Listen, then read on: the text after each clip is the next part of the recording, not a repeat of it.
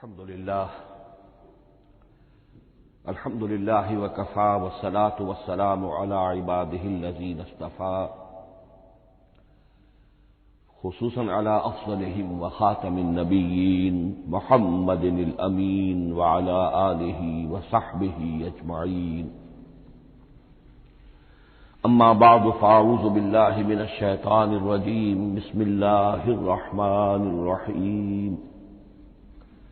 رب اشرح لي صدري ويسر لي أمري واحلل عقدة من لساني يفقهوا قولي.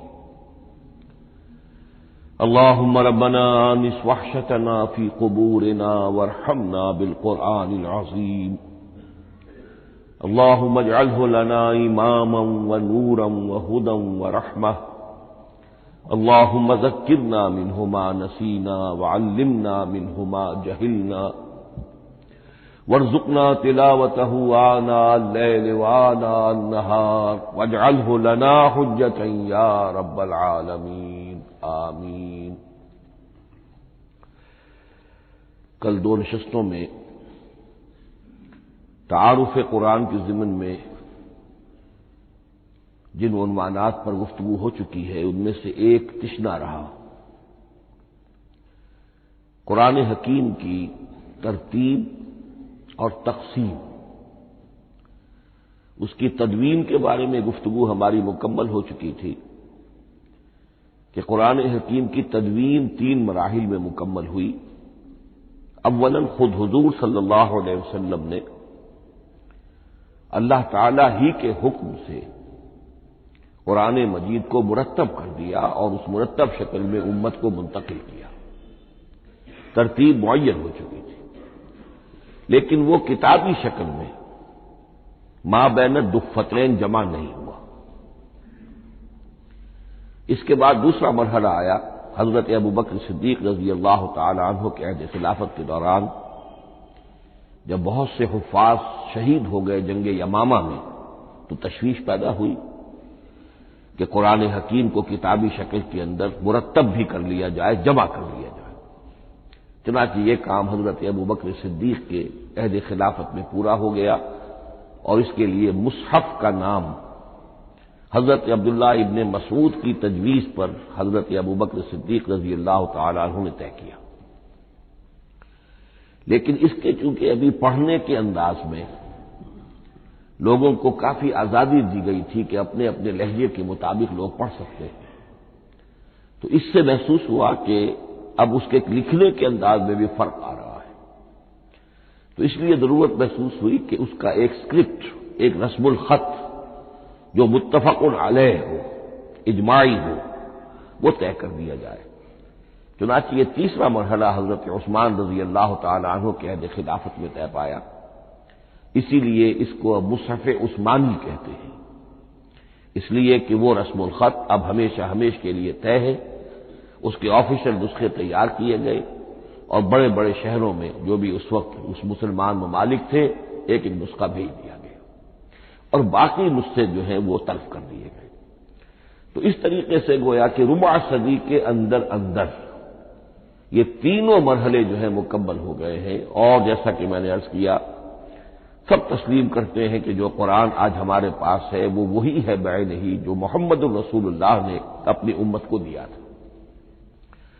البتہ جہاں تک قرآن کی ترتیب اور تقسیم کا تعلق ہے بعض باتیں تو میں بیان کر چکا ہوں، ان کا صرف اجمالی اعادہ کروں گا. نمبر 1 یہ کہ قرآن کی جو بیسک یونٹ ہے، بنیادی اکائی، وہ آیت ہے. آیت کو ہم جملہ نہیں کہہ سکتے، آیت کو ورس نہیں کہہ سکتے، مصرع نہیں کہہ سکتے، اس کی اسی اصطلاح کو ہمیں ریٹین کرنا ہوگا. آیتیں چھوٹی بھی ہیں، بڑی بھی ہیں. آیتیں صرف حروف مقطعات پر بھی مشتمل ہیں اور مرکبات ناقصہ پر بھی مشتمل ہے. پورے جملے کی ایک آیت بھی ہے اور کئی جملوں پر ایک آیت بھی مشتمل ہے. یہ تمام امور توقیفی ہیں، یعنی حضور صلی اللہ علیہ وسلم کے بتانے پر موقوف علیہ. ان میں کسی کے اجتہاد کو، کسی منطق، کسی گرامر، کسی نحو، کسی بیان کے کسی اصول کو کوئی دخل نہیں. جہاں تک آیتوں کی تعداد کا تعلق ہے وہ مختلف فی ہے، وہ اتفاقی نہیں ہے، اس لیے کہ 6,500 کے لگ بھگ آیات ہیں۔ فرق کیوں ہے؟ ایک بڑا فرق تو اس وجہ سے واقع ہو جاتا ہے کہ تمام سورتوں کے آغاز میں جو آیت بسم اللہ لکھی ہوئی ہے اس کے ضمن میں ایک اختلاف ہے کہ آیا ہر مرتبہ اس آیت کو کاؤنٹ کیا جائے یا نہ کیا جائے۔ صرف ایک سورت ہے سورہ توبہ جس کے شروع میں آیت بسم اللہ نہیں ہے، باقی 113 سورتوں کے آغاز میں بسم اللہ لکھی ہوئی ہے۔ تو بعض حضرات اس کو سمجھتے ہیں کہ یہ کاؤنٹ نہیں کی جائے گی، بلکہ یہ تو در حقیقت صرف سورتوں کے درمیان فصل اور فرق قائم کرنے کے لیے یہ آیت بسم اللہ لکھ دی گئی ہے۔ تو آپ سمجھیے کہ جو اس پہ اختلاف ہوگا تو 113 کی عدد کا فرق تو اسی سے واقع ہو جائے گا۔ بعض اور مقامات پر بھی آیات کی تعداد میں قدر اختلاف ہے وہ روایات ہی کی بنیاد پر، کسی شخص کو خود یہ حق حاصل نہیں ہے کہ وہ اس میں کوئی فرق کر سکے، تبدیلی کر سکے۔ بہرحال 6,500 کے لگ بھگ آیات ہے قرآن حکیم کی۔ آیتیں مل جل کر سورتوں کی شکل میں ہیں، ان کی تعداد متفق علیہ ہے 114۔ سورت سور سے بنا ہے، سور کے معنی فصیل ہے، گویا کہ ہر سورت جو ہے وہ اللہ تعالی کے علم، معرفت، حکمت کا ایک شہر ہے۔ سورتوں میں آیات کے باہمی ربط کے حوالے سے اس کے معنی کے اندر اور اس کی حکمتوں کے اندر اضافہ ہوتا ہے، ربط آیات۔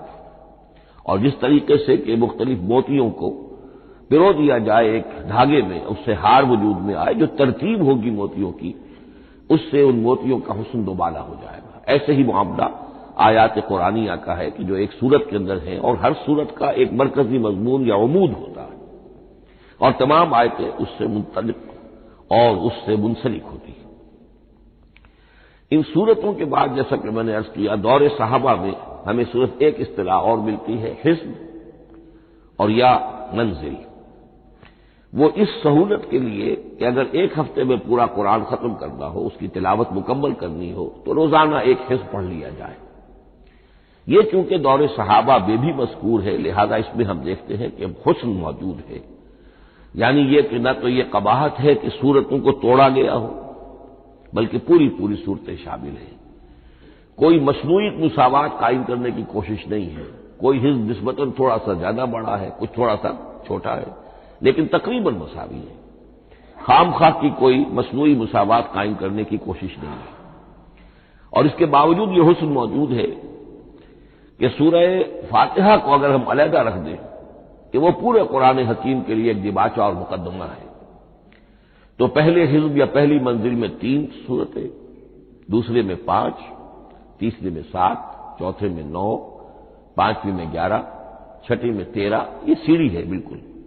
اور جو آخری حزب مفصل کہلاتا ہے، اس میں چونکہ آخری پارے میں آپ کو معلوم ہے چھوٹی چھوٹی سورتیں ہیں تو تعداد 65 ہے، وہ بھی جو آخری تعداد ہے 13 اس کا ملٹیپل ہے۔ بہرحال یہ حزب یہ بھی دور صحابہ میں اس کا تذکرہ ہمیں ملتا ہے۔ البتہ جو مزید تقسیم کی چیزیں ہمارے ہاں معروف ہیں وہ بات کی چیزیں، رکوعوں میں طویل صورتوں کو تقسیم کیا گیا تاکہ ایک رکعت میں اگر طویل صورت میں سے کوئی آیات پڑھنی ہے تو اس طرح پڑھی جائیں کہ مضمون ٹوٹے نہ۔ یہ حجاج ابن یوسف کے زمانے میں یہ کام ہوا ہے اور بڑے غور و فکر سے ہوا، اور واقعتاً محسوس ہوتا ہے کہ معنوی جو ربط اور تعلق ہے اس کو ملحوظ رکھا گیا ہے۔ لیکن جو دوسری تقسیم ہمارے ہاں معروف ہو گئی ہے وہ پاروں کی ہے۔ اول تو یہ معلوم نہیں کہ یہ تقسیم کب ہوئی، مجہول الزمان ہے یہ۔ نمبر 2 یہ کہ اس میں یہ زیادتی بھی نظر آتی ہے کہ سورتوں کی فصیلیں توڑ دی گئی ہیں، گویا کہ ایک مصنوعی مساوات قائم کرنے کے لیے کہ 30 دن میں اگر قرآن مجید ختم کرنا ہو، ہر مہینے میں ایک ختم قرآن کوئی شخص کرنا چاہے تو روزانہ ایک پارہ پڑھ کر، لیکن یہ کہ اس میں وہ حسن موجود نہیں ہے بلکہ یہ قباحت موجود ہے کہ سورتوں کاٹ دی گئی۔ اس کے بعد اب جو بات مجھے عرض کرنی تھی وہ یہ ہے کہ زیادہ عرصہ نہیں گزرا کہ قرآن حکیم کی ترتیب اور تقسیم کے ضمن میں ایک اور حقیقت سامنے آئی ہے، اور یہ حقیقت یہ ہے کہ قرآن حکیم کی سورتوں کے گروپس ہیں۔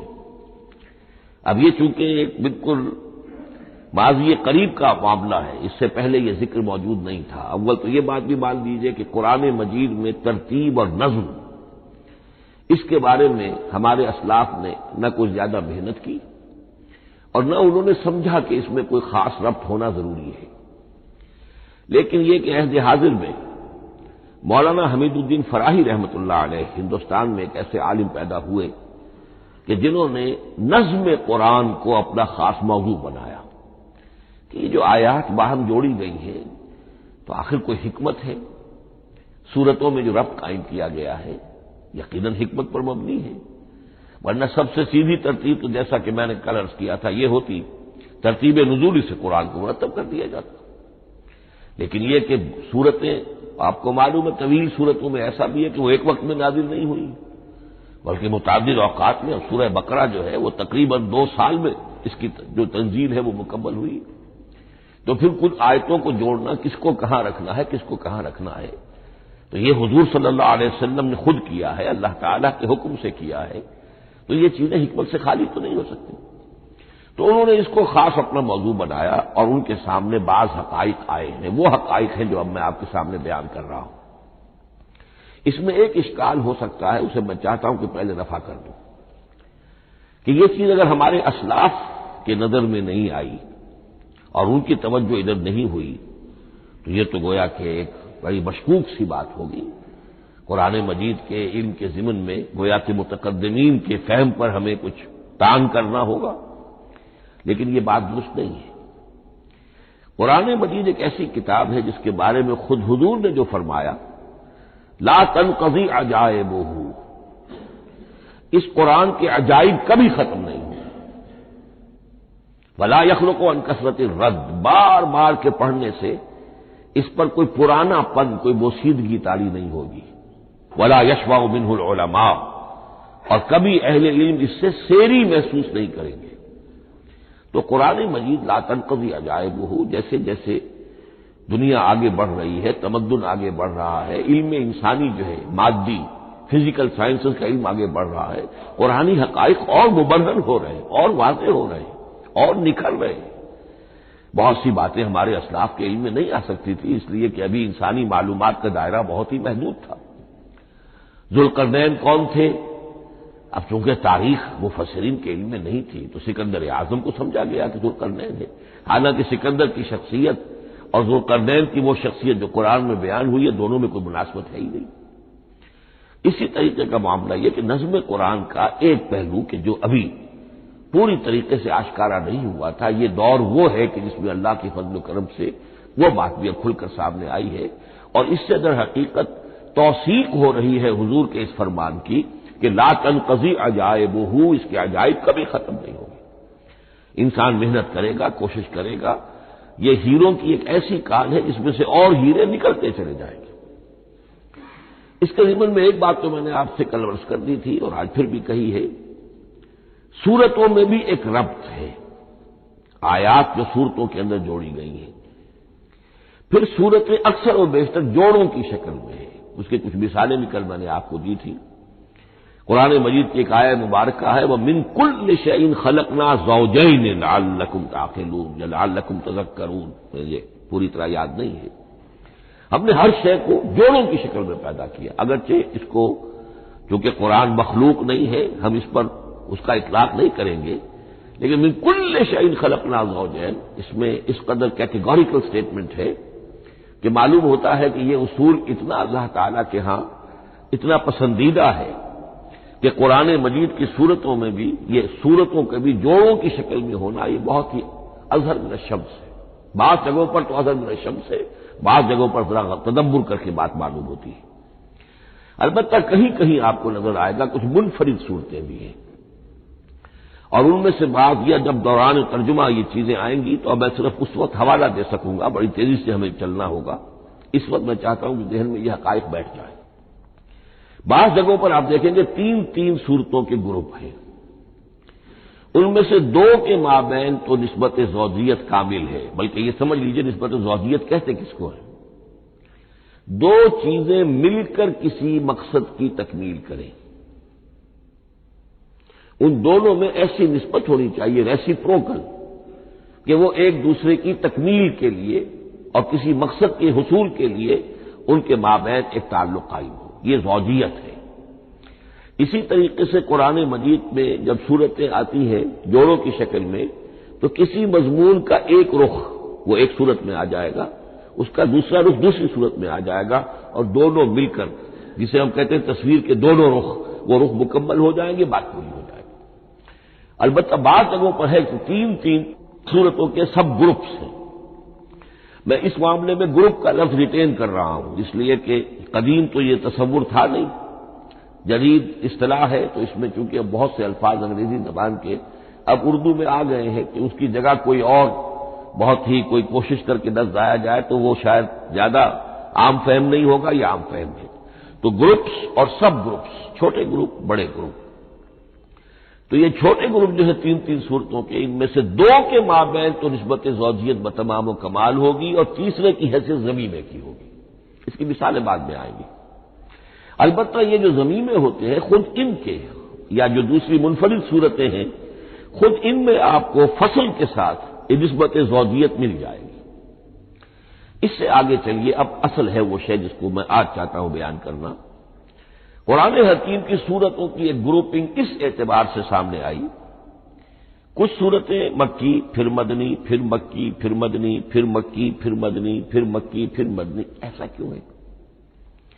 بڑی قابل غور بات ہے، اس میں کوئی حکمت ہے۔ اور عجیب بات یہ سامنے آئی، اس اعتبار سے بھی قرآن کے 7 گروپ بنتے ہیں،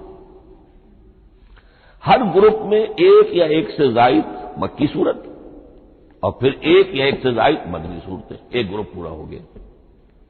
دوسرے گروپ میں پھر ایک یا ایک سے زائد مکی صورت، پھر ایک یا ایک سے زائد مدنی صورتیں، وہ پھر گروپ مکمل ہو گیا۔ یہ گروپ بھی قرآن حکیم میں 7 ہے۔ یہ گروپ جو ہے قرات کے لیے نہیں ہے، یہ گروپ جو مانوی تقسیم ہے، غور و فکر کے اعتبار سے، کہ ہر گروپ کا ایک عمود ہے، ایک مرکزی مضمون ہے، اور اس جس طریقے سے صورتیں دو مل کر ایک مضمون کی تکمیل کرتی ہیں، اسی طرح ہر گروپ کی مکی اور مدنی صورتیں مل کر ایک بڑے مضمون کی تکمیل کرتی ہیں۔ اس طریقے سے گویا کہ یہ قرآن مجید میں 7 گروپ ہیں بڑے بڑے، جو کہ جس میں کہ صورتیں جو ہیں وہ جمع کی گئی ہیں۔ مثلا میں اب آپ کو اشارتاً بتا دوں، پہلے گروپ میں سورہ مکی جو ہے وہ صرف ایک ہے، سورہ فاتحہ، تعداد میں تو ایک ہے، وہ اپنے حجم کے اعتبار سے چھوٹی بھی ہے لیکن بہت بھاری صورت ہے۔ وَلَقَدْ آتَيْنَاكَ سَبْعًا مِنَ الْمَثَانِي وَالْقُرْآنَ الْعَظِيمِ، محض اس صورت کو بھی قرآن عظیم کہا گیا ہے۔ لیکن ایک صورت مکی سورہ فاتحہ، پھر 4 طویل ترین صورتیں مدنی، بقرہ، آل عمران، نساء، مائدہ۔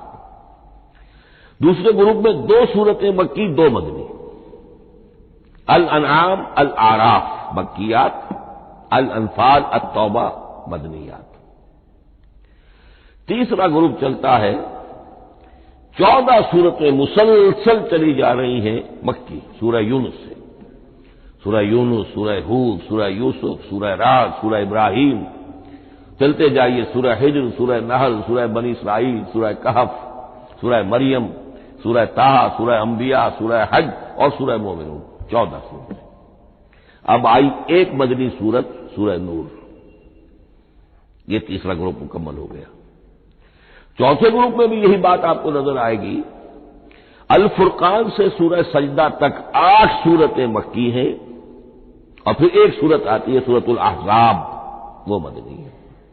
اب یہ جو ایک ایک صورتیں آئی ہیں، سورہ نور اور سورہ احزاب، ہر شخص کو اندازہ ہو جائے گا یہ آپس میں جوڑے کی شکل رکھتی ہیں، ان کے مضامین بہت ایک دوسرے سے مشابہ ہیں، بہت مشابہ ہیں، لیکن یہ کہ وہ اس طریقے کا جوڑا نہیں ہے کہ اسی گروپ میں ان کا جوڑا موجود ہو، اس کا جوڑا جو ہے وہ دوسرے گروپ میں ہے۔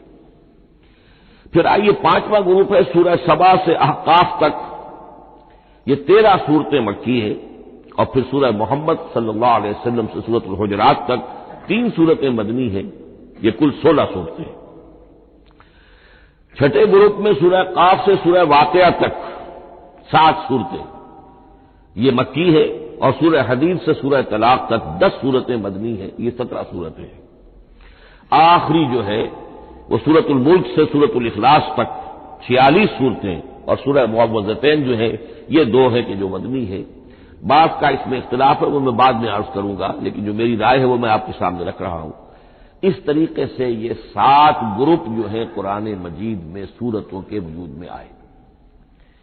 ہر گروپ کا ایک مرکزی مضمون ہے. مثلا پہلے گروپ کا مرکزی مضمون شریعت ہے. سورہ فاتحہ میں اہدنا الصراط المستقیم، اے اللہ ہمیں سیدھا راہ دکھا، سیدھے راستے کی ہدایت بخش.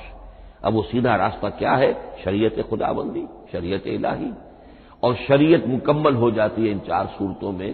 شریعت محمدی کا جو بلو پرنٹ ہے، ابتدائی خاکہ جو ہے وہ آپ کو سورہ بقرہ میں ملے گا، اور اس کی جو تکمیلی صورتیں ہیں، تکمیلی احکام ہے، وہ سورہ مائدہ. اس کے علاوہ اس گروپ میں جو زیادہ زور ہے وہ سابقہ امت مسلمہ سے گفت و شنید. سابقہ امت مسلمہ میں یہودی اور نصارہ دونوں شامل ہیں. اب ان پر جرح بھی ہے، ان پر تنقید بھی ہے، ان کو ملامت بھی ہے، ان کو ان کی قرارداد جرم ان کے خلاف جو ہے وہ بھی دی گئی ہے. اور پھر یہ کہ ان کو معزول کر کے اور نئی امت کو اس مقام پر نصب کرنے کا اعلان ہے، اور ان کو بڑی زوردار دعوت ہے کہ اب محمد پر ایمان لاؤ اور قرآن پر ایمان لاؤ صلی اللہ علیہ وسلم. یہ پہلا گروپ ہے. اسی طریقے سے ہر گروپ کا اب یہ ساتھ ساتھ جب ہم چلیں گے تو میں تفصیل کے ساتھ بیان کرتا جاؤں گا کہ اس گروپ کا یہ مرکزی مضمون ہے، اور اس طور سے یہ صورتیں آپس میں ایک دوسرے کے ساتھ مربوط ہیں. ان گروپوں میں آپ نے دیکھا ہوگا کہ پہلے اور آخری گروپ ان کی ایک ریسیپروکل سی صورت ہے کہ پہلے گروپ میں مکی صورت صرف ایک چھوٹی سی اور مدنی صورتیں 4-6 پارے سے زائد پر پھیلی ہیں، جبکہ آخری گروپ میں سارے دونوں پارے جو ہے سورہ ملک سے شروع ہو کر مکی صورتوں پر مشتمل ہے. آخر میں آ کر چھوٹی چھوٹی صورتیں وہ مدنیات ہیں. یہ ایک دوسرے کے بالکل ریسیپروکل ہیں، کانورس. لیکن دوسرا گروپ ادھر سے اور دوسرا ادھر سے، یعنی چھٹا، یہ بڑے متوازن ہیں. 2 صورتیں مکی، 2 مدنی، اور ادھر 7 صورتیں مکی اور 10 مدنی. لیکن 7 صورتیں جو ہیں وہ 3-3 رکوعوں کی ہیں، ان میں سے ایک 4 رکوع کی بھی ہے، اور اکثر و بیشتر وہ جو دوسری ہے وہ 2-2 رکوعوں کی ہے، تقریباً متبادل بنتی ہے. تو درمیان میں جو ہے ان میں جو مدنی صورتوں کا حصہ بہت کم ہے، اکثر و بیشتر جو ہے وہ مکی صورتیں ہیں. ان مکی صورتوں کے اندر بھی جو 6 گروپ تقریباً بنتے ہیں، اس لیے کہ پہلی گروپ کے اندر تو مکی صورت صرف سورہ فاتحہ ہے.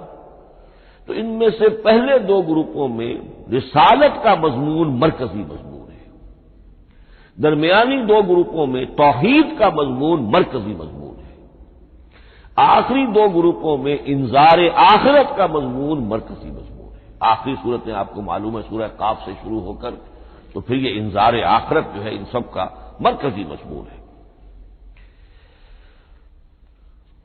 مدنی قرآن جو ہے یہ بھی آپ نوٹ کر لیجئے کہ کل قرآن کا 1/3 ہے تقریباً، اور اس 1/3 کا 2/3 پورا کا پورا پہلے گروپ میں آ گیا ہے.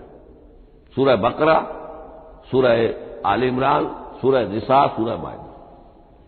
باقی تو پھر جا کے سورہ احزاب، سورہ نساء، پھر 3 چھوٹی صورتیں، پھر آخر میں 2 بہت چھوٹی چھوٹی صورتیں، سورہ انفال اور سورہ توبہ.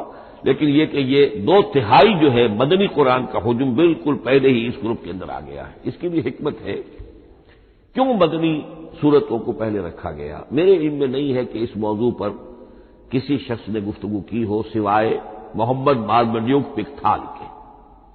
میرے علم کی حد تک ہو سکتا ہے کہ کسی اور مفسر نے، کسی محقق نے کوئی بات کہی ہو اس سے بھی زیادہ وزنی کہی ہو، لیکن میرے علم کی حد تک مارمڈیوک پکتھال نے جو ترجمہ کیا ہے انگریزی میں، اس کے دیباچے میں اس موضوع پر گفتگو کی ہے، بہت ہی عمدہ بات کہی ہے. انہوں نے کہا کہ جب یہ قرآن نازل ہو رہا تھا تو اصل اہمیت ایمان کی تھی. پہلے لوگ ایمان لائیں اور پھر جو ایمان لائے ان کو پھر احکام دیے گئے کہ یہ کرو اور یہ نہ کرو، یہ حلال ہے، یہ حرام ہے، یہ فرض ہے، وغیرہ وغیرہ. لیکن جب ایک امت وجود میں آ گئی، امت کے وجود میں آنے کے بعد اب نسلاً مسلمان پیدا ہو رہے ہیں. ان کے ہاں اب ضرورت پہلے اسلام کی ہے، چاہے بچہ چھوٹا ہی ہے، پہلے اسے احکام سکھائے جائیں گے. بچہ چھوٹا ہی ہے، نماز پڑھنی سکھائی جائے گی. بچہ چھوٹا ہی ہے، روزہ رکھنا سکھایا جائے گا. تو امت کے اس طرح تشکیل پا جانے کے بعد اب اصل اہمیت جو ہے وہ احکام کی ہو گئی ہے. احکام اب مقدم ہے اور ایمان کا معاملہ جو ہے وہ اس کے بعد مؤخر ہے. کوئی شخص بالغ ہوگا، ذہین ہوگا، فطین ہوگا، غور و فکر کی صلاحیت سے اگر اللہ تعالیٰ نے اسے بہرور کیا ہوگا پھر وہ حقیقت ایمان تک رسائی حاصل کرے گا.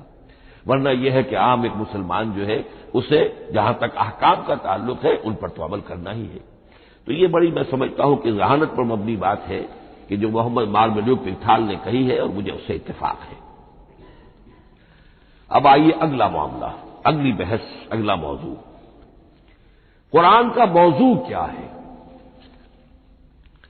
کیا قرآن فلسفے کی کتاب ہے، سائنس کی کتاب ہے؟ کیا یہ جیولوجی کی کتاب ہے، فزکس کی کتاب ہے، کس چیز کی کتاب ہے؟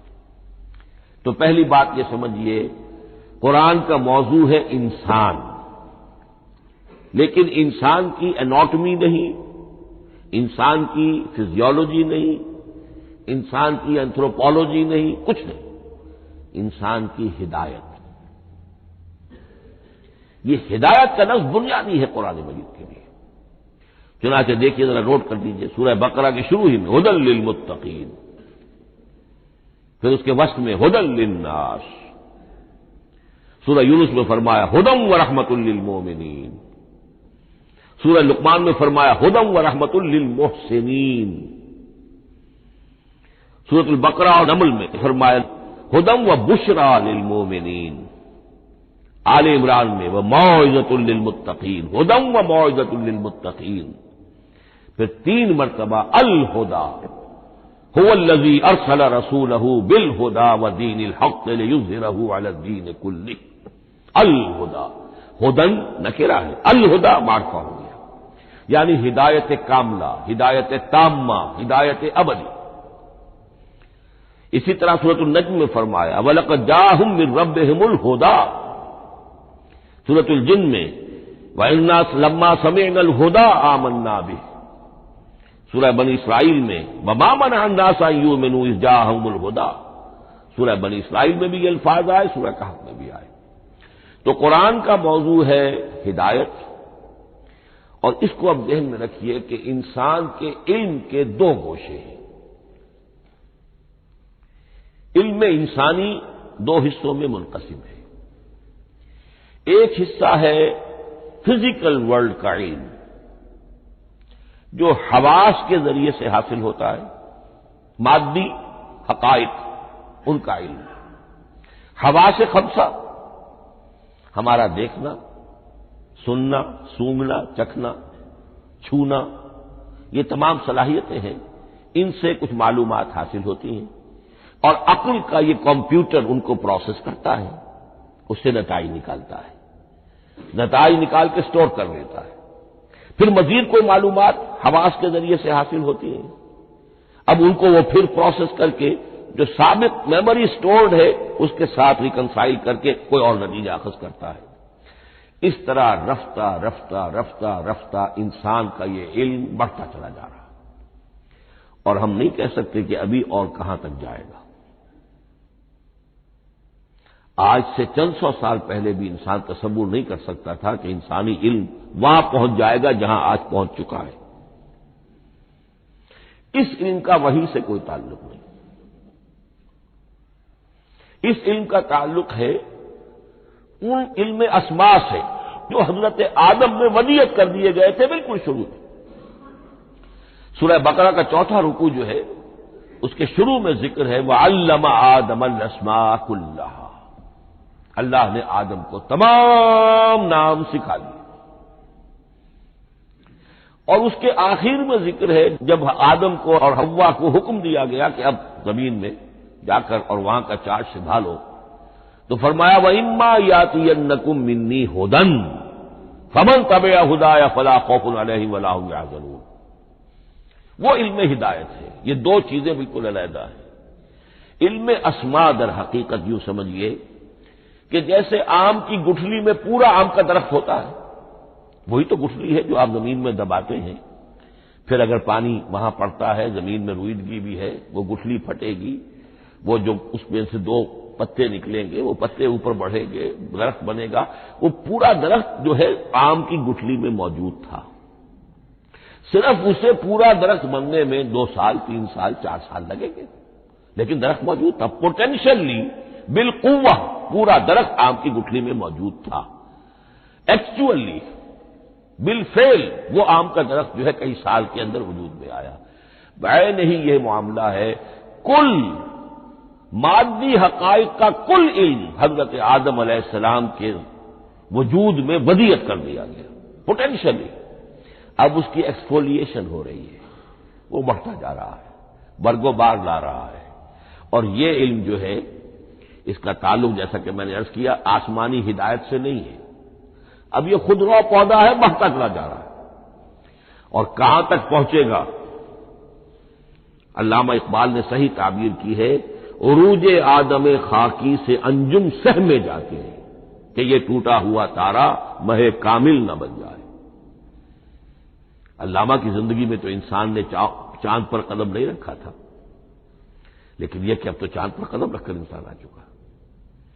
تو عروج آدم خاکی سے انجم سہ میں جاتے ہیں کہ یہ ٹوٹا ہوا تارا مہ کامل نہ بن جائے۔ یہ ہے انسانی علم۔ اس انسانی علم کے ساتھ اگر وہ علم وہی علم ہدایت نہ ہو تو یہ علم جو ہے بجائے خیر کے شر بن جاتا ہے۔ آج وہ شیطانی قوت بن چکا ہے، وہ علم ہلاکت کا سامان بن چکا ہے، تباہی کا ذریعہ بن چکا ہے۔ لیکن اس کے ساتھ دوسری بات ضروری تھی جو کہ وحی کے ذریعے سے آنے والا علم تھا، فَإِمَّا يَأْتِيَنَّكُم مِّنِّي هُدًى فَمَن تَبِعَ هُدَايَ فَلَا خَوْفٌ عَلَيْهِمْ وَلَا هُمْ يَحْزَنُونَ۔ یہ علم الہدایت جو ہے یہ در حقیقت قرآن حکیم میں آ کر مکمل ہو گیا ہے۔ اس کے لیے بھی میں چاہتا ہوں کہ بات آپ سمجھ لیں، اس میں جو ارتقاء ہوا ہے، پہلی کتابیں نازل ہوئی ان میں بھی ہدن تو تھی، کل بھی میں نے آپ کو آیت سنائی تھی سورہ مائدہ کی، انا انزلنا التوراۃ فیہا ھدی و نور، ہم نے تورات نازل کی تھی، اس میں ہدایت بھی تھی، نور بھی تھا۔ اسی رکوع میں 7واں رکوع ہے وہ سورہ مائدہ کا، انجیل کے بارے میں، فیہ ھدی و نور، اس میں بھی ہدن بھی تھی، ہدایت بھی تھی، نور بھی تھا۔ لیکن یہ ہدایت اور یہ نور درجہ بدرجہ ترقی کر رہا ہے، یہاں تک کہ کامل ہوا ہے، قرآن میں آ کر الہدا بن گیا ہے۔ اب یہ ہدن نہیں، الہدا، کامل ہدایت نامہ۔ اس کی وجہ کیا ہے؟ دیکھیے، ایک بچے کو اگر آپ تعلیم دینا چاہتے ہیں تو اس کی ذہنی سطح کو ملحوظ رکھے بغیر تو نہیں دے سکتے۔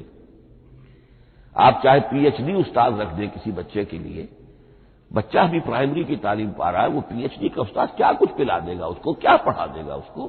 اس کی اپنی استعداد جو ہے ابھی اتنی کم ہے کہ اسی کی مناسبت سے اسے تعلیم دی جائے گی، رفتہ رفتہ وہ آگے بڑھے گا، یہاں تک کہ وہ اپنے پوری عقل کے اور شعور کی پوری شدت اور قوت کو پہنچ جائے گا، بلوغت کو پہنچ جائے گا۔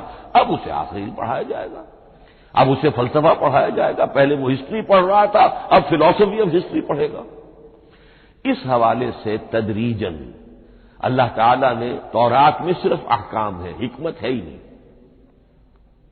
انجیل میں حکمت ہے، احکام ہے ہی نہیں، دونوں مل کر ایک بات کو مکمل کرتی ہیں۔ تورات میں صرف احکام ہے، حکمت ہے ہی نہیں۔ جیسے کہ میں نے عرض کیا تھا، بچے کو آپ بتا دیتے ہیں بھئی روزہ ٹوٹ جاتا ہے اس طریقے سے، روزے کا مطلب یہ ہے اب دن بھر کھانا کچھ نہیں ہے، چاہے بچہ ابھی 6 سال کا ہے، 7 سال کا ہے، 8 سال کا ہے، آپ بتا رہے ہیں احکام تو دے دیے جائیں، یہ کرو یہ نہ کرو، یہ ڈوز ہیں یہ ڈونٹس ہیں، تو احکام عشرہ، دی 10 کمانڈمنٹس، احکام دیے گئے، حکمت نہیں۔ ابھی حکمت کا تحمل ان کے لیے ممکن نہیں تھا، ابھی وہ عہد طفولیت ہے نوع انسانی کا۔ یوں سمجھیے کہ آج سے 3500 سال قبل کا انسان، 1400 قبل مسیح میں تورات دی گئی ہے حضرت موسیٰ علیہ السلام کو۔ اب یہ 2000 مسیح آنے والا ہے تو 3400 سال پہلے کی بات ہے، تو انسانی ذہن ابھی جس سطح پر تھا، یہاں تک کہ 2000 سال پہلے حضرت مسیح علیہ السلام کے بھی الفاظ انجیل میں موجود ہیں، اب بھی موجود ہیں۔ اپنے حوارین سے آپ نے فرمایا تھا ابھی مجھے تم سے اور بھی بہت سی باتیں کہنی تھی مگر ابھی تم ان کا تحمل نہیں کر سکو گے. جب وہ فارقلیت آئے گا تو تمہیں سب کچھ بتائے گا. یہ پیشن گوئی تھی محمد الرسول اللہ صلی اللہ علیہ وسلم. ابھی تم تحمل نہیں کر سکتے، ابھی 600 برس اور چاہیے تمہاری ذہنی بلوغت کے لیے. تو الہدیٰ مکمل ہوا ہے قرآن حکیم میں آ کر. البتہ ایک نقطہ اس میں نوٹ کیجئے، قرآن مجید اگرچہ کتاب ہدایت ہے، سائنس کی کتاب نہیں ہے، لیکن اس میں سائنٹیفک فینومینا کی طرف اشارے موجود ہیں. چونکہ قرآن مجید ان تمام جو بھی یہ کائناتی حقائق ہیں ان سب کو آیات الہیہ قرار دیتا ہے. ان فی خلق السماوات والارض واختلاف اللیل والنہار والفلک التی تجری فی البحر بما ينفع الناس وما انزل الله من السماء من ماء فاحیا به الارض بعد موتها وبث فيها من كل دابة وتصريف الرياح والسحاب المسخر بين السماء والارض لآیات لقوم یعقلون. یہ سب نشانیاں ہیں اللہ کی قدرت، اللہ کی عظمت، اللہ کے علم کامل، اللہ کی حکمت بالغہ، سب نشانیاں. تو یہ جو فزیکل فینومینا ہے ان کی طرف قرآن ریفر کرتا ہے. بعض حقائق وہ ہے کہ جن کا تعلق ایسٹرونومی سے ہے. کل فی فلک یسبحون، یہ تمام اجرام سماویہ جو ہیں یہ اپنے اپنے مدار میں تیر رہے ہیں. معلوم ہوا ہر شے حرکت میں ہے. انسان پر تو ایک دور ایسا گزرا ہے وہ یہ سمجھتا تھا زمین ساکن ہے اور سورج حرکت کر رہا ہے.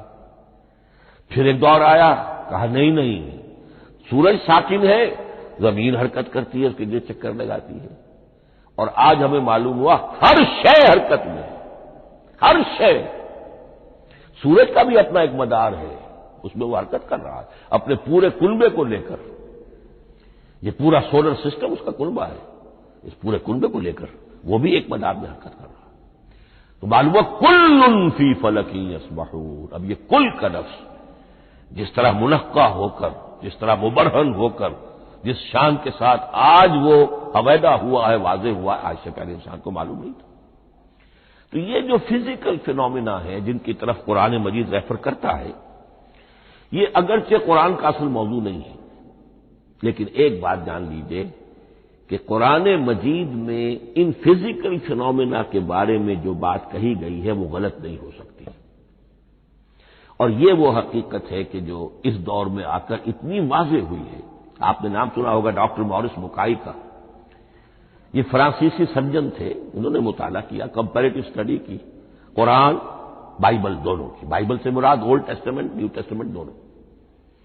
اور وہ اس نتیجے پر پہنچا کہ پورے قرآن میں کوئی ایک لفظ ایسا نہیں ہے جسے ہماری ساری سائنسی انکشافات میں سے کسی نے غلط ثابت کیا، جبکہ تورات میں بے شمار چیزیں ایسی ہیں کہ سائنس انہیں غلط ثابت کر چکی ہے. The science, the Quran and the Bible. اب یہ بات بڑی اہم ہے. اس کو بڑی خوبصورت انداز میں ڈاکٹر رفیع الدین مرحوم نے کہا ہے کہ یہ کائنات اللہ کا فعل ہے، عمل ہے، اس کی تخلیق ہے، اس کی تدبیر ہے، اور قرآن اللہ کا قول ہے. قول و عمل میں تضاد ممکن نہیں. عام انسان کے قول و عمل میں تضاد ممکن نہیں، اللہ کے قول و فعل میں اور قول و عمل میں تضاد ہو سکتا ہے. ہاں یہ ہو سکتا ہے کہ ایک دور میں انسانوں نے بات سمجھی نہ ہو، ان کا ذہن وہاں تک پہنچا نہ ہو، ان کی معلومات کا دائرہ ابھی اس حد تک ہو کہ ان حقائق تک نہ پہنچا ہو. لیکن جیسے جیسے وقت آئے گا مزید حقائق منکشف ہوں گے اور یہ بات اور زیادہ سے زیادہ واضح سے واضح تر ہوتی چلی جائے گی کہ جو کچھ قرآن میں لکھا ہے وہی برحق ہے. ہاں آج سے پہلے انسانی ذہن اس حد تک رسائی حاصل کرنے کا اہل نہیں تھا. اور یہ ہے در حقیقت آیت قرآن حکیم کی. یہ سورہ حامیم السجدہ کی لاسٹ بٹ 1 آیت ہے. سنریہم آیاتنا فی الآفاق وفی انفسہم حتی یتبین لہم انہ الحق. ہم انہیں دکھاتے چلے جائیں گے اپنی نشانیاں، آفاق میں بھی انفس میں بھی. سنریہم آیاتنا فی الآفاق وفی انفسہم حتی یتبین لہم، یہاں تک کہ یہ بات پوری طرح نکھر کر مبرہر ہو کر ان کے سامنے واضح ہو جائے گی انہ الحق، کہ قرآن حق ہے۔ اور اسی کی حقیقت جو ہے، جیسا کہ میں نے عرض کیا، ایک تو مورس بکائی کو ذہن میں رکھیے، اور ایک اور شخص کینیڈا میں ایک بہت بڑا ڈاکٹر ہے کہ جو ایمبریولوجسٹ ہے، اور اس کی جو ٹیکسٹ بکس ہے جو ایمبریولوجی پر، علم جنین، یعنی رحم مادر میں جو بچے کی پرورش ہوتی ہے، کیسی ہوتی ہے، کن کن سٹیجز سے گزر کر ہوتی ہے، یہ علم جنین یا ایمبریولوجی، تو سٹینڈرڈ ٹیکسٹ بک ہے دنیا میں اس کی، ڈاکٹر کیتھل مور کی۔ اور وہ حیران رہ گیا کہ میں نے جب قرآن کا مطالعہ کیا کہ آج سے 1400 برس قبل، جبکہ نہ مائکروسکوپ تھی، نہ ڈسیکشن ہوتا تھا ابھی ہیومن باڈی کا، یہ حقائق جو قرآن بیان کر رہا ہے، وَلَقَدْ خَلَقْنَا الْإِنسَانَ مِنْ صُلَالَةٍ مِّن مَّاءٍ مَّهِينٍ ثُمَّ جَعَلْنَاهُ نُطْفَةً فِي قَرَارٍ مَّكِينٍ ثُمَّ خَلَقْنَا النُّطْفَةَ عَلَقَةً فَخَلَقْنَا الْعَلَقَةَ مُضْغَةً فَخَلَقْنَا الْمُضْغَةَ عِظَامًا فَكَسَوْنَا الْعِظَامَ لَحْمًا، یہ کہاں سے معلوم ہوئی؟ اور واقعہ یہ ہے کہ اس سے زیادہ صحیح تعبیر ممکن نہیں۔ تو یہ حقائق ذہن میں رکھیے کہ اگرچہ قرآن مجید سائنس کی کتاب نہیں ہے، لیکن جن سائنسی حقائق یا جن سائنسی فینومینا کی طرف قرآن نے ریفر کیا ہے وہ یقیناً حق ہے، چاہے تاحال ہم ان کی حقانیت کو نہ سمجھ پائیں۔ مثلا آج بھی مجھے نہیں معلوم کہ قرآن جو 7 آسمان کہتا ہے تو 7 آسمان سے کیا مراد، مجھے نہیں معلوم، لیکن مجھے یقین ہے کہ ایک وقت آئے گا تو انسان سمجھے گا کہ ٹھیک ٹھیک یہ الفاظ جو ہیں 7 آسمان، یہ منطبق ہوتے ہیں اس حقیقت پر جو آج ہمارے علم میں آئی ہے، پہلے نہیں آئی تھی۔ البتہ ایک اور نقطہ جو بہت اہم ہے عملی اعتبار سے، میں نے اسی لیے یہ ساری تمہید کی ہے کہ قرآن سائنس کی کتاب نہیں ہے، نہ سائنس کی ہے نہ ٹیکنالوجی کی ہے۔ اس حوالے سے ایک بڑا منطقی نتیجہ نکلتا ہے، اور وہ یہ ہے کہ اگر ہمارے اسلاف نے قرآن کی ان آیات کا کوئی خاص مفہوم معین کیا اپنے دور کی معلومات کی سطح پر، ہمارے لیے لازم نہیں ہے کہ ہم اس کی پیروی کریں۔ سائنسی فینومینا کو جو سائنسی ترقی ہو رہی ہے اس کے حوالے سے سمجھیں گے۔ یہاں تک کہ اب آخری بات عرض کر رہا ہوں، خود حضور کا فرمان بھی اس میں قطعی نہیں ہوگا۔ یہ بات بہت ثقیل اور گراں گزرے گی بہت سے لوگوں پر۔ سائنس اور ٹیکنالوجی میں اگر حضور کی کوئی حدیث بھی سامنے آ جائے تو اس کو بھی ہم کوئی دلیل قطعی نہیں سمجھیں گے۔ اس کی وجہ کیا ہے؟ ایک واقعہ بہت اہم ہوا حضور کی زندگی میں۔ حضور جب ہجرت فرما کر تشریف لائے مدینہ منورہ، تو آپ کو معلوم ہے کہ حضور کی پیدائش مکے کی، ساری زندگی آپ نے وہاں گزاری۔ وہ وادی غیر ذی زرع ہے، وہاں کوئی پیداوار، کوئی زراعت، کوئی کاشت ہوتی نہیں تھی، آپ کو کوئی تجربہ سرے سے نہیں تھا۔ ہاں تجارت کا تجربہ تھا، بھرپور تجارت کی تھی۔ یہاں آئے تو آپ نے دیکھا کھجوروں کے سلسلے میں انصار مدینہ تعبیر نخل، وہ اس کا ایک اصطلاح ہے۔ کھجور ایک ایسا پودا ہے جس کا ایک فیمیل فلاور ہوتا ہے اور ایک میل علیحدہ۔ اب میل فلاور اور فیمیل فلاور ان دونوں کو قریب لے آئے تو اس سے اس بات کا زیادہ امکان ہو جاتا ہے فرٹیلائزیشن ہو اور پھل بنے اور زیادہ آپ کو پھل حاصل ہو، فصل زیادہ ہو۔ اگر وہ فاصلے پر رہیں گے تو ہو سکتا ہے کہ اس کا امکان کم ہو، تو وہ ان کو قریب جوڑ دیتے تھے۔ حضور نے دیکھا تو آپ نے فرمایا کہ آپ لوگ ایسا نہ کریں تو کیا ہے، یعنی نیچر جو ہے، nature can take care of it self, آخر فطرت ہے، فطرت نے یہ ساری چیزیں بنائی ہے، آپ ایسا نہ کریں تو کیا ہے۔ صرف یہ کہا آپ نے روکا نہیں، لیکن ظاہر بات ہے صحابہ کرام کے لیے رضوان اللہ تعالی علیہ مجمعین حضور کا اتنا کہنا بھی گویا کہ حکم کے درجے میں تھا۔ انہوں نے اس سال وہ کام نہیں کیا، فصل کم ہو گئی۔ اب وہ ڈرتے ڈرتے جھجکتے جھجکتے حضور کی خدمت میں آئے۔ حضور آپ نے فرمایا تھا ہم نے وہ نہیں کیا، تعبیر نخل اس سال نہیں کی ہم نے، فصل کم ہوئی ہے۔ آپ نے فرمایا انتم اعلم بامور دنیاکم، اس کا ایک ایک لفظ یاد کر لیجیے، انتم اعلم بامور دنیاکم، اپنے یہ دنیاوی اور مادی معاملات میں تم زیادہ تجربے کار ہو، تم زیادہ حقائق سے واقف ہو، میں عالموں کا لفظی ترجمہ یہاں کرنا جو ہے اس کی جرت مجھے نہیں ہو رہی، تم زیادہ واقف ہو ان چیزوں سے، میں یہ چیزیں سکھانے نہیں آیا۔ آپ ٹیکنالوجی پڑھانے نہیں آئے تھے، آپ طب سکھانے نہیں آئے تھے، آپ کوئی اور سائنس پڑھانے نہیں آئے تھے، ورنہ تو ہم شکوہ کرتے کہ آپ نے ہمیں ایٹم بم بنانا کیوں نہیں سکھا دیا پہلے ہی۔ نہیں، یہ موضوع ہی نہیں ہے۔ قرآن کا موضوع معین ہونا چاہیے۔ قرآن کا موضوع انسان کی ہدایت، اس ہدایت کے لیے جس قدر اس کو ضرورت ہے علم کی کہ وہ جو یہ فزیکل فینومینا ہیں ان کے حوالے سے بھی ہدایت حاصل کرے، اس حد تک ان کا تذکرہ ہے۔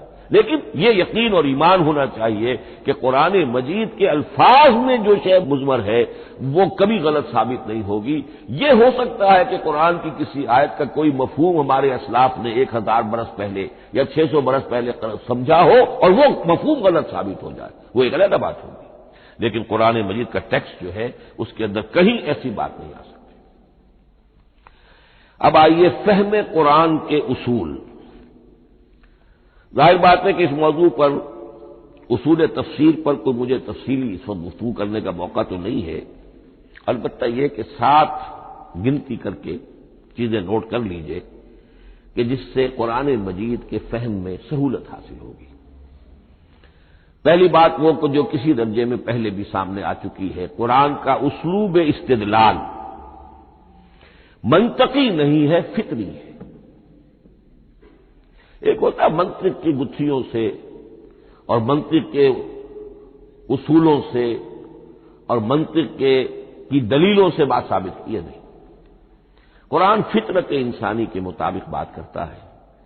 ایک ان پڑھ شخص بھی قرآن کو اپنے سے دور یا اپنے آپ کو قرآن سے دور نہیں سمجھے گا اگر ذرا سا وہ قرآن کو سمجھ سکتا ہو، بس۔ لیکن یہ ہے کہ قرآن مجید کا جو اسلوب ہے وہ تو یہ کہ منطقی نہیں ہے، فطری ہے، یا اس میں اگر ایک لفظ کا اضافہ کیا جائے خطابی ہے۔ خطابی کیا ہوتا ہے؟ جو میں کل عرض کر چکا ہوں، خطبے کی ایک شان ہوتی ہے، وہ دلیل کے ساتھ ساتھ جذبات سے بھی اپیل کرتا ہے، اور اس میں آپ کو ایک اپنے باطن میں جھانکنے کی دعوت دی جاتی ہے۔ تم ذرا اپنے باطن میں جھانک کر دیکھو۔ بعض آیات ایسی ہیں، بڑی پیاری آیات ہیں، افی اللہ شک فاطر السماوات والارض، بس کیا اللہ کی ہستی میں بھی کوئی شک ہو سکتا ہے جو آسمانوں اور زمین کا پیدا کرنے والا ہے؟ غور کرو، سوچو۔ یہ صرف آپ کے دروں بینی، آپ کو اپنے اندر جھانکنے کی دعوت ہے۔ اسی طرح اَإِنَّكُمْ لَتَشْهَدُونَ أَنَّ مَعَ اللَّهِ آلِهَةً أُخْرَىٰ، کیا واقعتاً تم اس کی گواہی دیتے ہو کہ اللہ کے ساتھ کوئی اور بھی الہ ہے؟ یہ گویا کہ کسی کی آنکھوں میں آنکھیں ڈال کر پیئرسنگ آئیز کے ساتھ کسی سے سوال کرنا، کیا واقعی؟ اور اس میں در حقیقت کون سی ہے پس منظر میں؟ یہ بنائے ہوئے ڈھکوسلے ہیں، ان پر خود تمہارا دل مطمئن نہیں ہے۔ تم کہتے تو ہو یہ ہمارا عقیدہ ہے اور یہ ہماری بات ہے اور یہ ہمارا موروثی عقیدہ ہے، ھذا ما وجدنا علیہ آباءنا، ہم نے آباء، لیکن واقعتاً غور تو کرو، کیا واقعی تم گواہی دیتے ہو کہ اللہ کے سوا کوئی اور الہ بھی موجود ہے؟ اس کو آپ کہیں گے خطابی انداز۔ نمبر 2، قرآن حکیم میں 2 طرح کی آیات ہیں، محکمات اور متشابہات۔ یہ سورہ آل عمران کے شروع میں یہ بہت اہم مضمون جو ہے وہ آ گیا ہے۔ هو الذی انزل علیک الکتاب منہ آیات محکمات ہن ام الکتاب واخر متشابہات، آل عمران آیت نمبر 7۔ اب یہ جو متشابہات ہیں یہ کون سی ہے اور محکمات ہیں وہ کون سی ہیں، اس کو ذہن میں رکھیے۔ نمبر 1، محکم قطعی، تمام جتنی بھی آیات احکام ہیں وہ محکم، یہ کرو یہ نہ کرو، یہ جائز یہ حرام، آیات احکام محکم، اسی ایک مادے سے لفظ بنا ہے، یہ محکم بھی اور احکام حکم۔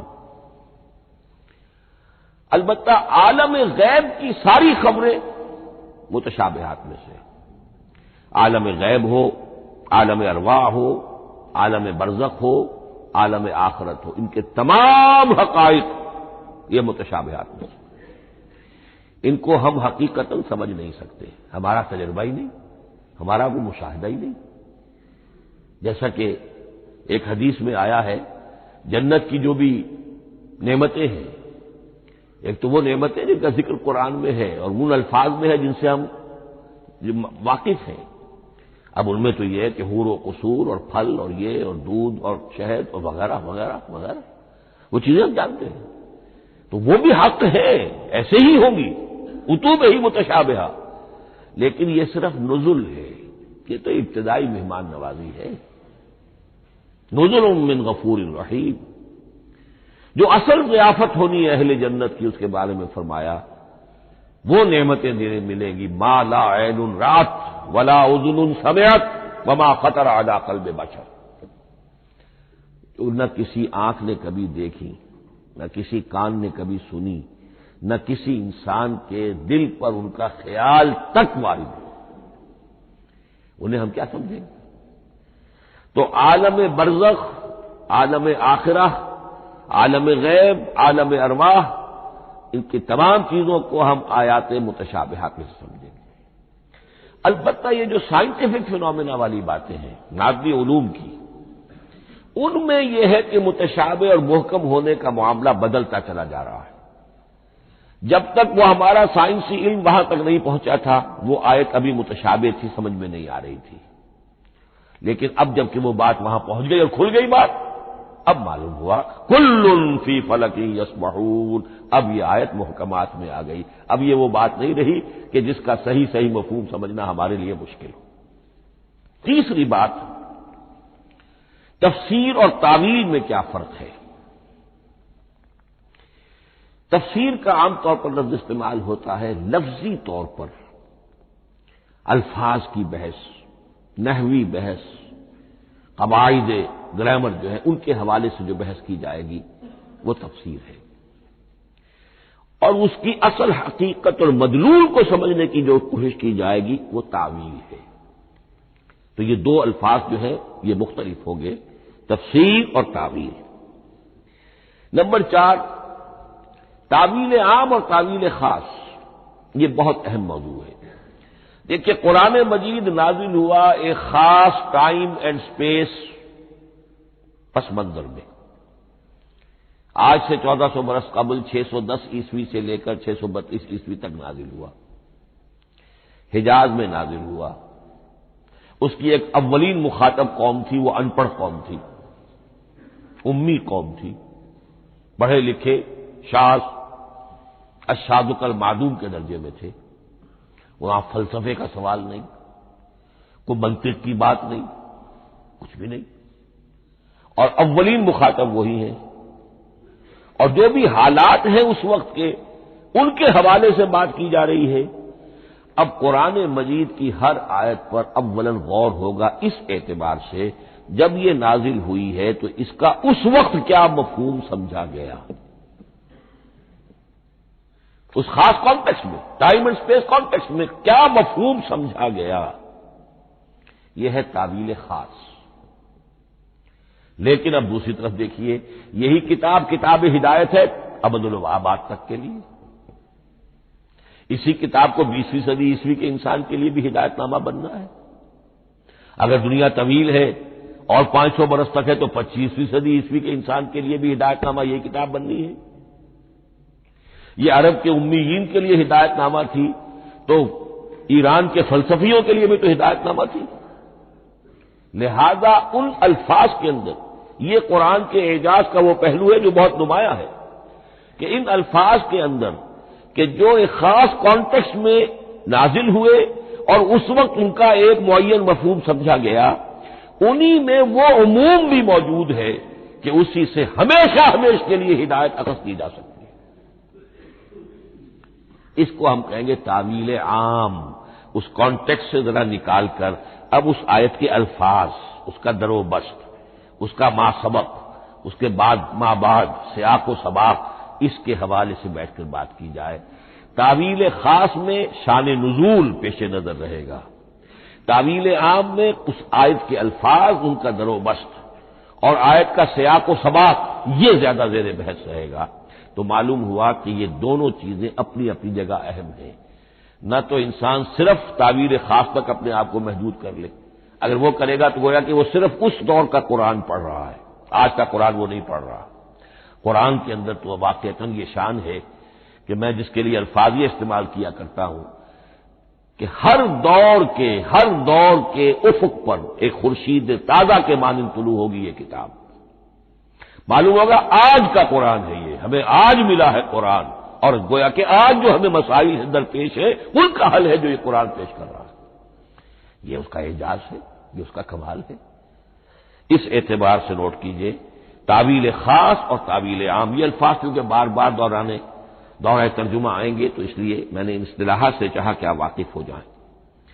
ایک اور اس میں بات سمجھنے کی ہے تذکر اور تدبر۔ قرآن سے بنیادی ہدایت حاصل کر لینا، اس کے لیے قرآن انتہائی آسان ہے۔ وَلَقَدْ يَسَّرْنَا الْقُرْآنَ لِلذِّكْرِ فَهَلْ مِن مُّدَّكِرٍ۔ ذرا سی انسان کو عربی آتی ہو کہ براہ راست قرآن کا مفہوم آپ کے ذہن اور قلب پر نازل ہوتا چلا جائے، بس قرآن کا اصل جو پیغام ہے، جو اس کی اصل ہدایت ہے، اس کی تمثیل یوں سمجھیے کہ سمندر میں اگر کوئی آئل ٹینکر جو ہے ٹوٹ جائے تو میلوں جو آئل ہوتا ہے وہ سطح سمندر کے اوپر پھیل جاتا ہے، سطح پر رہے گا، نیچے تو جائے گا نہیں۔ تو یوں سمجھیے کہ قرآن مجید کا جو لب لباب ہے، لب لباب وہ اس کی سطح پر موجود ہے، لیکن اس کے یہ مطلب نہیں ہے کہ صرف سطح ہی سطح ہے، اس کی گہرائی فیتم لس، اس کی گہرائی وہ ہے کہ جس کی کوئی حد نہیں۔ اب اس کے لیے تعمق، گہرائی میں غوطہ نہیں کرنا، قرآن میں ہو غوطہ زن اے مرد مسلمان، اس کے اعتبار سے یہ دنیا کی مشکل ترین کتاب، اچھی طرح سمجھ لیجیے، اس کی تہ تک پہنچنا ممکن ہی نہیں۔ غلطی سے ہم کبھی کبھی کسی شخص کی مدح کرتے ہوئے کہہ دیتے ہیں فلاں شخص کو قرآن پر بڑا عبور حاصل ہے۔ ایک عالم دین نے یہ الفاظ میرے بارے میں کہہ دیے تھے، میں نے فوراً ٹوک دیا۔ میں نے کہا آپ کیا، یہ قرآن کی آپ نے گویا کہ قرآن مجید کی شان میں گستاخی کی ہے، قرآن کی توہین کی ہے۔ عبور کہتے ہیں ایک کنارے سے دوسرے کنارے کو چلے جانا، دریا عبور کر دیا، قرآن کے کنارے ہے ہی نہیں، یہ ناپیدا کنار سمندر ہے، اس سمندر کا کوئی کنارہ نہیں، نہ اس کی گہرائی اور نہ اس کے کنارے۔ لہذا پوری زندگی کوئی امام راضی ہو، کوئی زمخشری ہو، کوئی ہو، پوری زندگی کھپا کر بھی وہ یہ نہیں کہہ سکے گا کہ میں نے قرآن مجید کو بتمام و کمال سمجھ لیا ہے۔ معاذ اللہ، معاذ اللہ، معاذ اللہ، ناممکن۔ وراء الورا ثم وراء الورا، یہ ہے تذکر اور تدبر۔ اس کے لیے تو پوری زندگی انسان کھپائے، پورا وقت اس کے لیے لگائے، پوری صلاحیت کھپا دے، تب بھی وہ بہت سی جگہوں پر پھر بھی کہے گا واللہ عالم۔ امام راضی کو بھی نہ معلوم کتنے مقامات پر جا کر یہ کہنا پڑا ہے کہ اللہ بہتر جانتا ہے۔ اعلم ان ھذا المقام مقام غامض عمیق محیب، یہ مقام تو بہت محیب ہے، پرہیبت ہے، بہت گہرا ہے، بہت غامض ہے۔ امام راضی کہہ رہے ہیں، 30 جلدوں میں تفسیر لکھنے والا شخص۔ بارک اللہ لی ولکم فی القرآن العظیم ونفعنی وإیاکم بالآیات والذکر الحکیم۔